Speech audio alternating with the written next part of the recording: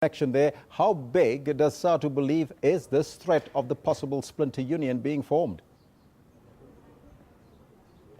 Well, Teachers Union SADTU is, of course, the biggest teachers union in the country.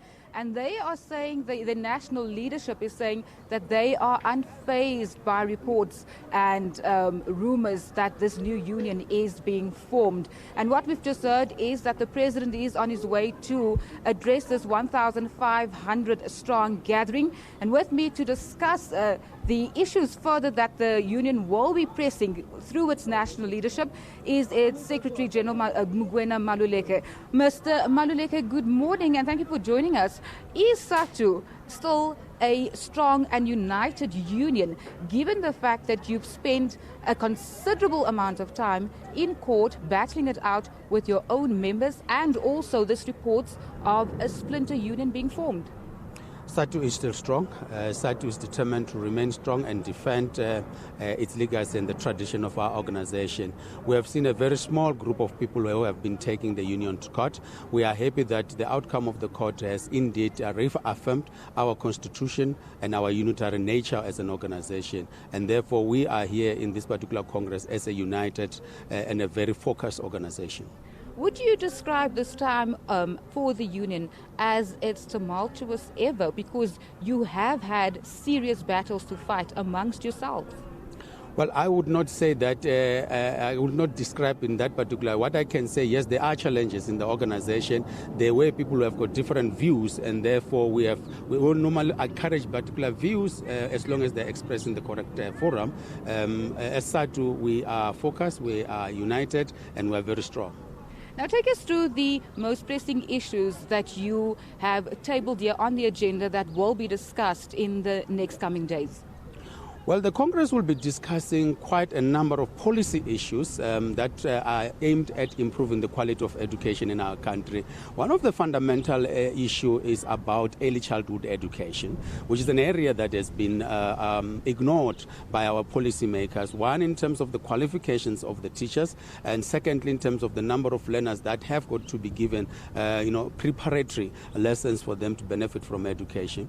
But we're also going to look at the issue of ENA, which is an annual national assessment, because we view that as programming, as not being educational, because what it does, it is that it just program our learners, and that's why we have got high level of dropouts in universities, because we're not preparing our learners in terms of comprehension, but just to write a test.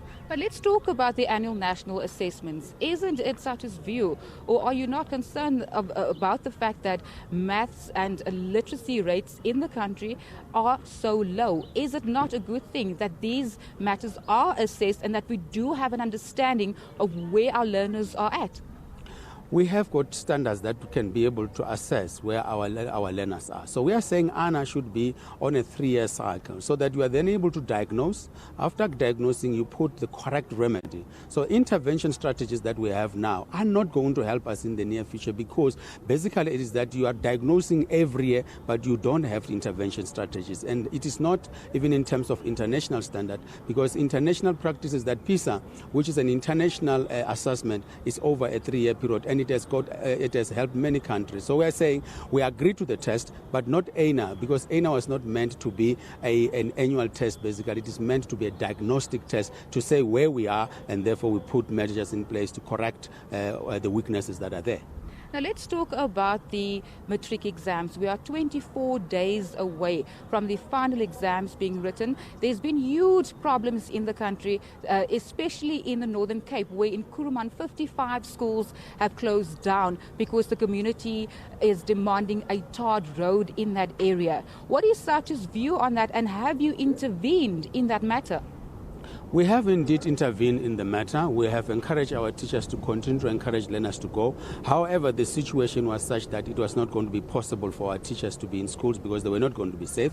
We have characterized that situation as criminal, because even in a war zone, you still have got to teach the children. So you cannot deny children education because we have got genuine grievances. Those grievances must be attended to, and therefore we are also calling upon our teachers to put an extra energy and miles in terms of helping the students to catch up.